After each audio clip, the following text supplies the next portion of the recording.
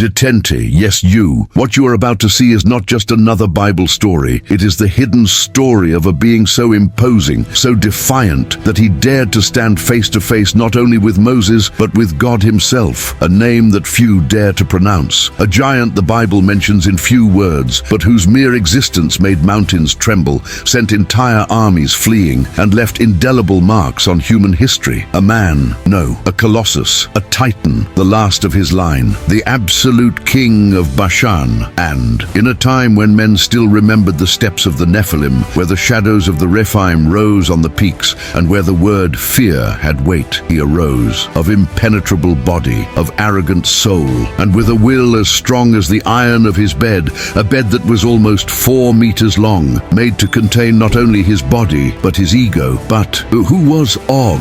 Why does the Bible call him the last of the giants? And how could one man dare to defy God's chosen people right after the fall of Jericho? This isn't fiction, this is written, but buried, hidden in the shadows of Deuteronomy, in the echoes of Numbers, and in the whispers of Canaanite legends. Today you're going to hear what no one tells you in sermons. Today I will reveal to you the cursed story of the giant who wanted to kill God's promise, a warrior from another time, an enemy who faced not only armies but prophecies, a being who walked like a man but was remembered as something more. And before you dive in, do this. Like this video right now if you're passionate about the hidden secrets of the Bible. Comment with one word, giant, if you've ever heard this name. And subscribe, because what you're about to discover isn't just a story, it's a warning, a revelation, and a knowledge bomb that will change the way you view the conflict between the human and the divine. Og was not a myth, it was real, and his fall marked the end of an era, because when giants fall, the world changes forever. Are you ready? Then don't blink, not for a second, because this trip, it's just beginning. Before the sword collided with the shield, before the mountains trembled under the weight of his fury, before Og's name became a forbidden whisper, there was a child, a giant child, born on the icy peaks of Mount Hermon. There, where the air burns with cold, where eagles fly like kings of the sky, and the winds speak with the voice of a spirit, the last of the Rephite was born. The Rephite, that race of Colossi, who, according to scripture, were direct descendants of the ancient Nephilim, beings who walked like gods, but fell like men. Og wasn't the first, but he would be the last. From a young age, he was trained in the arts of combat. His father, a renowned warrior among his people, taught him to wield a sword as long as 2 men, to lift stones the size of an ox with one hand, never bow your head, not to give in, not to be feared. And more than that, he taught him to hate weakness. Small men, he told her,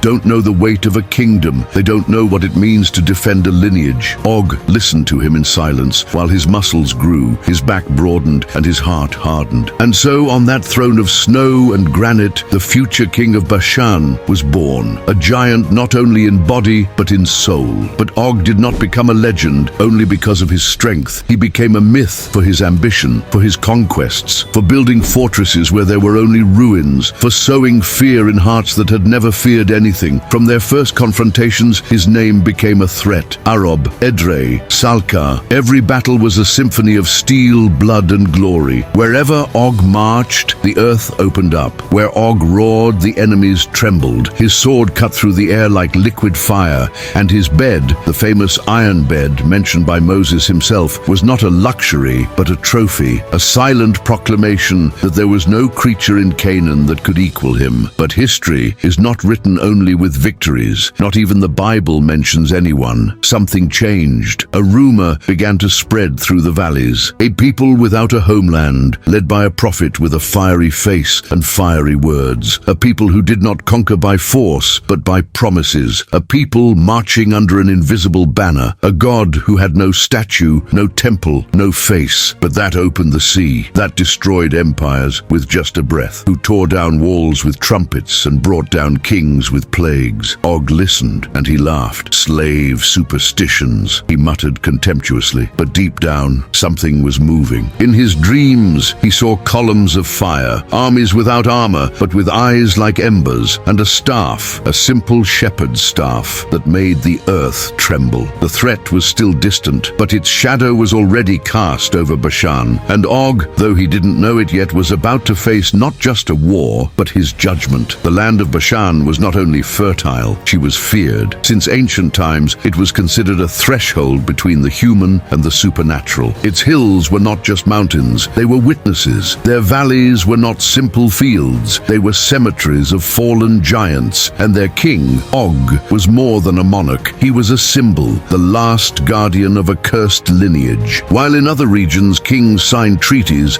Og carved his laws in stone and blood. He ruled not with words, but with power. He was not convincing, he dominated. Every citadel built under his reign was an extension of his will. Each tower was a warning, each soldier a reflection of his relentless vision. I didn't need advice. He did not accept profits, and much less did he tolerate invisible threats. Its architects designed walls so wide that 2 chariots could run over them. Their blacksmiths forged weapons of size and weight unimaginable for an ordinary human. His engineers dug secret tunnels beneath his fortresses to ensure that even in an invasion, he would have escape, counterattack, and control. But despite all that preparation, there was something that escaped his understanding, the murmur coming from the south. At first, they were just rumors. The Hebrews have crossed the Red Sea. A pharaoh has drowned. A prophet walks with fire on the sand. Og sneered. Then came stories that were harder to ignore. A nomadic people has defeated the Amorites. Jericho has fallen without a single spear being thrown. The walls were not destroyed by weapons, but by sounds. Og rose from his throne. His generals were worried, but they didn't say so. Only his eyes gave him away. The way he looked south, as if waiting for a disaster that had not yet arrived. It was then that Og called an emergency meeting. Only those closest to us were summoned. Among them were his cavalry commander, his high priest, and a spy recently returned from the Jordan Valley. "Speak," Og ordered in a voice like thunder. The spy swallowed. "My lord, they are not like the others. They do not fight for territory. They do not seek glory.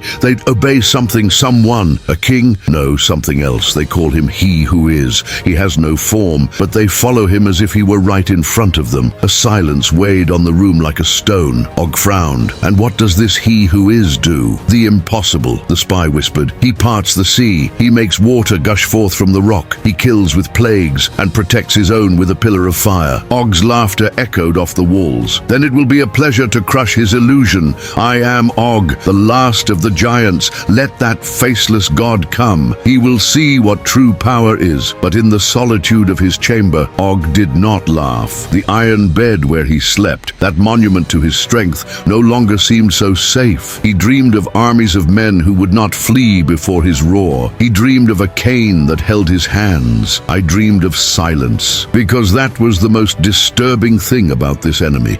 They didn't scream, they didn't roar, they did not proclaim their strength. They marched in silence, as if victory already belonged to them. At dawn the next day, Og climbed to the top of his watchtower. From there, he could see across the valley to the lands that had once belonged to the Amorites. Now they were ruins, scorched earth. Hebrew tents fluttered where Canaanite banners had once flown. "This isn't war anymore," he muttered to himself. "This is extermination." That day he ordered his armies to be prepared. Not just his men, but his war beasts, trained bulls, granite battering rams, giant catapults. If the enemy came with miracles, he would respond with terror. The days passed like heavy clouds over Bashan. The winds no longer brought songs of victory, but rather the scent of uncertainty. And Og, although he still held the scepter in a firm grip, was beginning to feel that his reign was a sail exposed to an invisible hurricane. From the south, news came like stab wounds. The Israelites did not take the cities. The cities fell before them, without prolonged sieges, no negotiations, without truces. Og began to notice something disturbing. It wasn't the numbers that worried him, not even military skills. It was the way. They marched as if they were one. They were moving at a pace, yes, but without haste, and above all, fearless. One night, while the royal council was discussing strategy, a messenger burst in, his face distraught. "My lord, they've crossed the Jordan, and Jericho has fallen. Its walls came tumbling down from a shout. A scream? Yes, a united cry. Trumpets, voices, and then dust, silence, and conquest. Og's eyes lit up. He rose from his throne. He paced around the room like a caged beast. "Where are they now? They're advancing towards us from the north." Silence, and then Og spoke words that no one expected. "Bring them here. I'll show them what it's like to face the true power of this land." He ordered the reinforcement of the walls of Edrei, his most fortified city. He ordered additional barricades to be built. He recruited all men of age to bear arms, and even more. He called the elders, the wise men, the priests, not by advice, but by signs. "Speak. What do the ancient writings say? Did a people like this ever cross our borders?"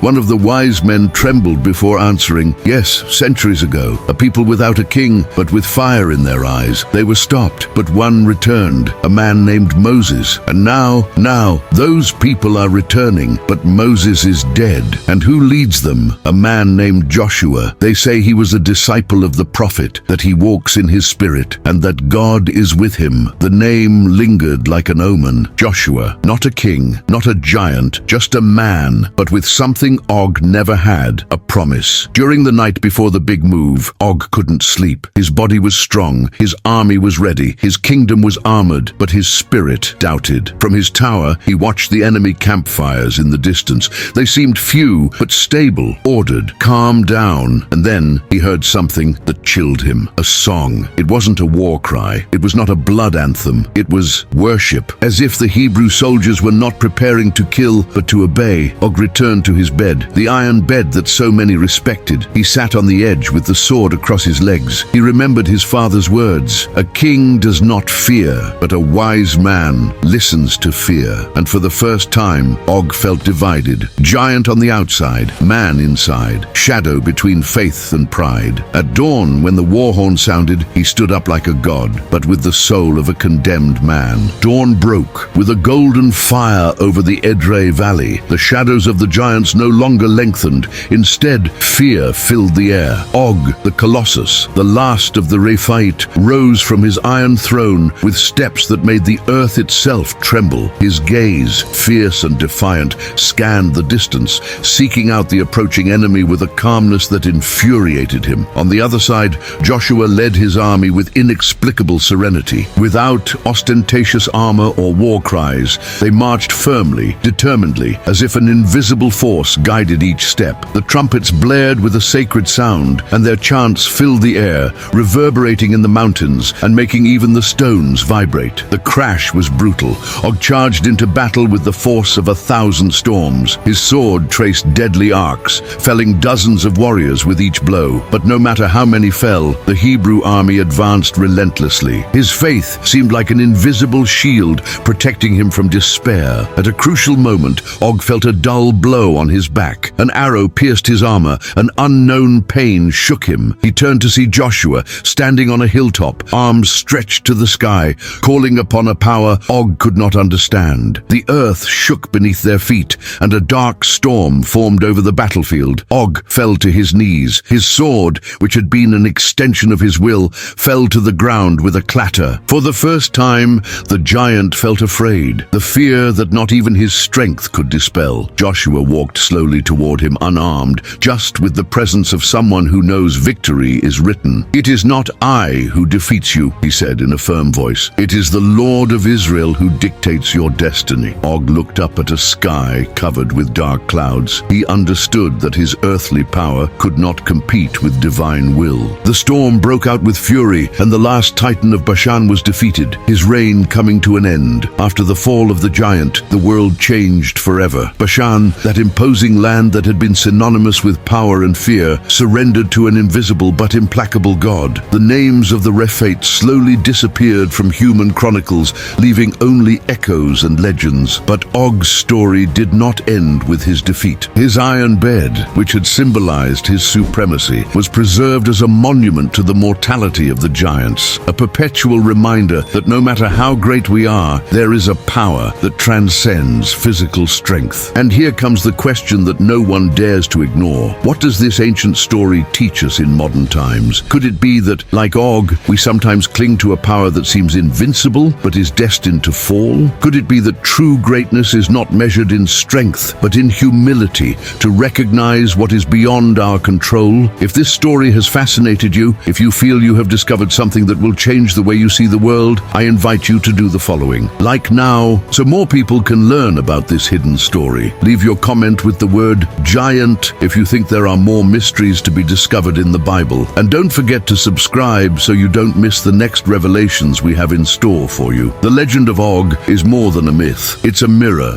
that shows us that excessive pride always ends in a fall, that faith and humility can move mountains, even when giants walk among us. Thank you for joining me on this journey. See you in the next hidden story, where truth is always greater than fiction.